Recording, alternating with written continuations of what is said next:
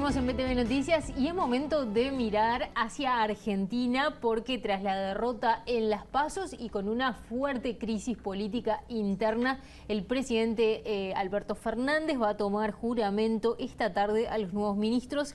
Se trata de históricos dirigentes del primer kirchnerismo. El ultimátum de Cristina Fernández de Kirchner en una carta pública llevó a algunos de los cambios, fundamentalmente los de Santiago Cafiero y el vocero Juan Pablo Biondi. Mañana Alberto Fernández hará anuncios económicos, además, que habían sido pensados antes de las elecciones con Cafiero y también con el ministro de Economía Martín Guzmán. La suba del mínimo no imponible de ganancias, del salario mínimo y de las jubilaciones serán algunas de las medidas que va a dar a conocer para intentar pelear de cara a las elecciones generales del 14 de noviembre. Hay mucho ocurriendo en Argentina y vale la pena entonces el análisis y la mirada de Claudio Fantini. Le damos la bienvenida. Claudio, ¿cómo estás? Buen mediodía.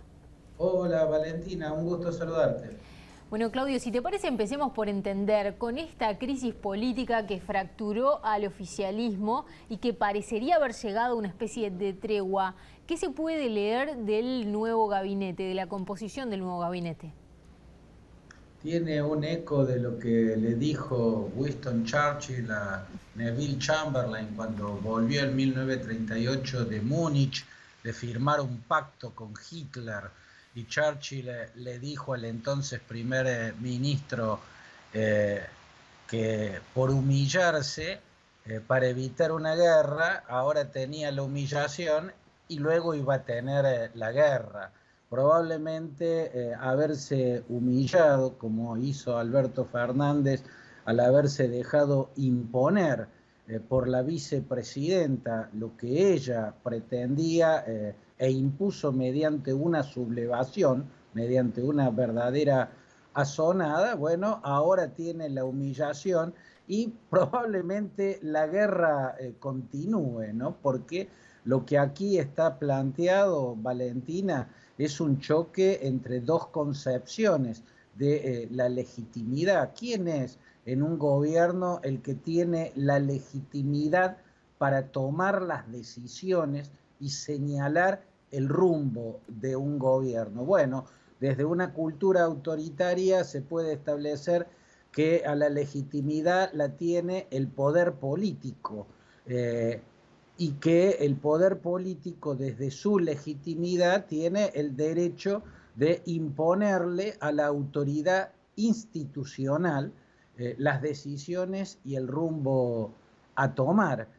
Alberto Fernández tiene la autoridad institucional, la que emana de la Constitución, pero Cristina Fernández de Kirchner, la vicepresidenta, siente tener la autoridad que da el poder político, porque ella lidera la facción más poderosa en la coalición gobernante. Bueno, de momento se ha impuesto el poder político por sobre la autoridad institucional.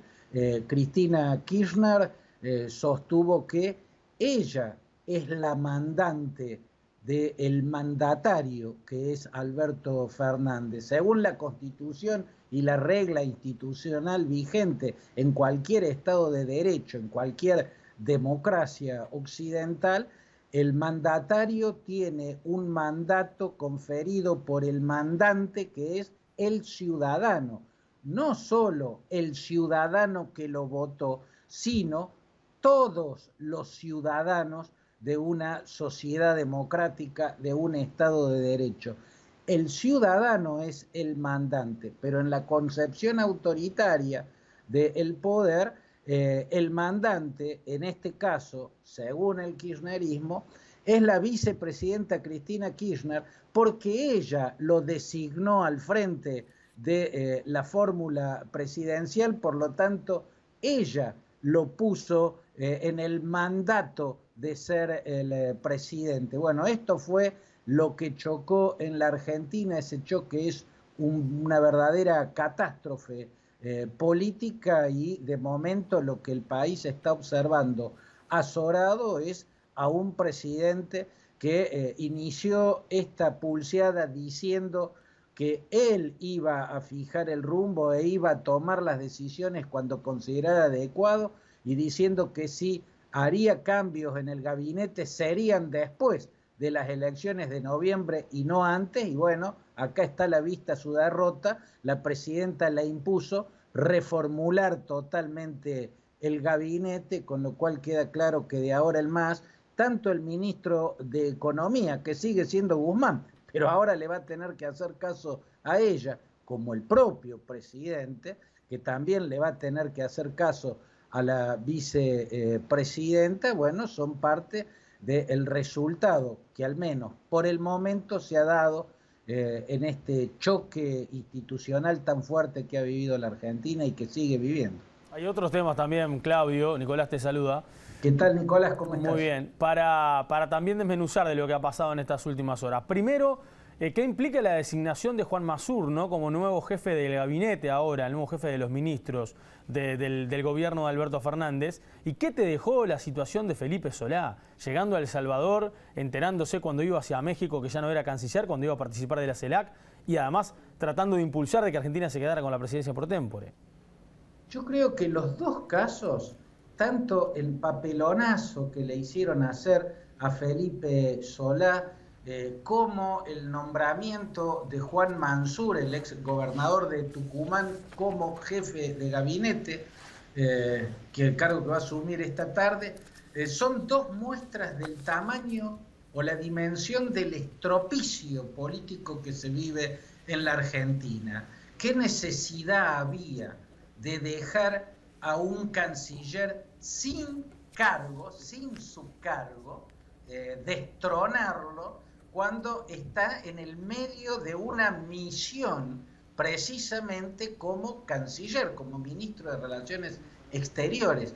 ¿Qué apuro había? ¿No podían avisarle que en todo caso, después de unos días, se vería si dejaba su cargo o no para ver cómo se salía de esto? Tenían que dejarlo sin su cargo, obligarlo a escribir y enviar la renuncia y por ende cometer el estropicio que luego cometió como venganza. No acudió a la cumbre de CELAC, donde tenía que estar presente en representación del presidente. Bueno, esto es parte del estropicio, esto es parte del nivel de improvisación, el estado catatónico en el que entró el gobierno argentino por la embestida que lanzó contra el presidente la vicepresidenta Cristina Kirchner, quien sometió al mandatario a un verdadero linchamiento de imagen. Y digo que el nombramiento de Mansur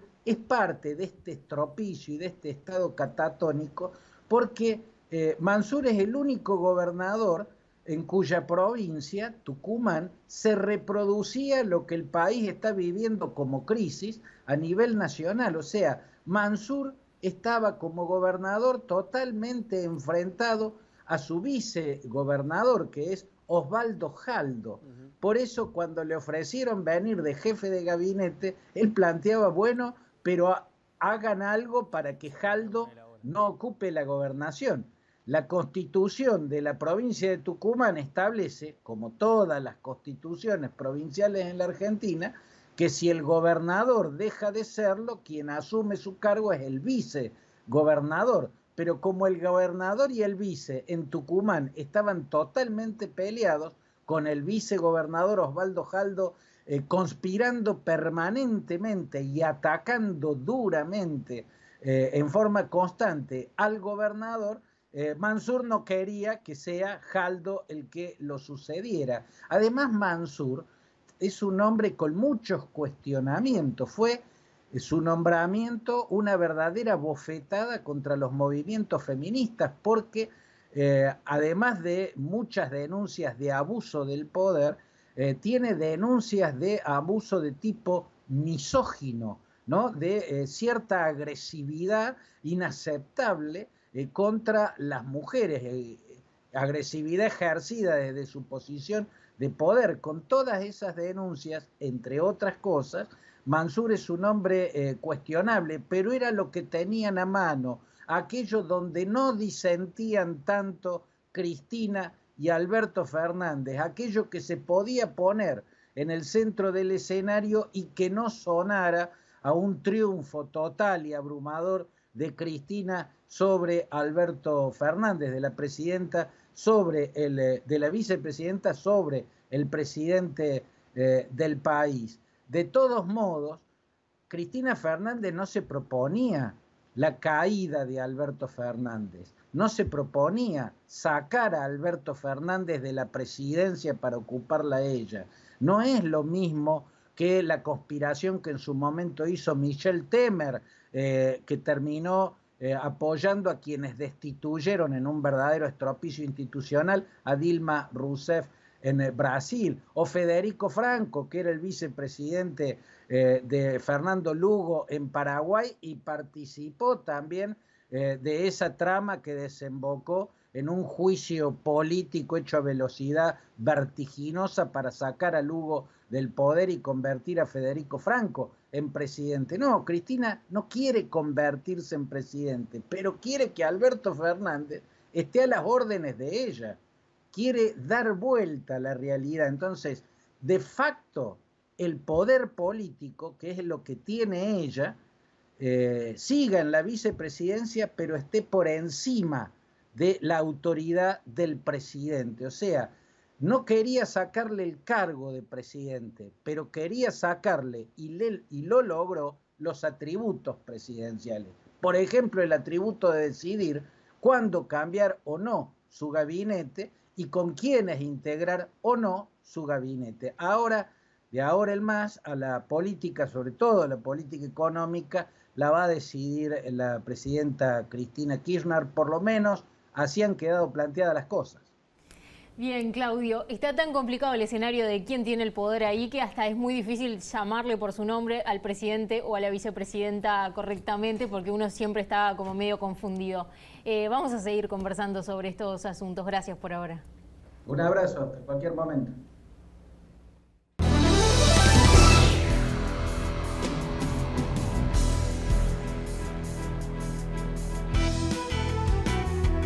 La cotización de la moneda es una presentación de Gales, Servicios Financieros. Su ventaja, nuestro servicio.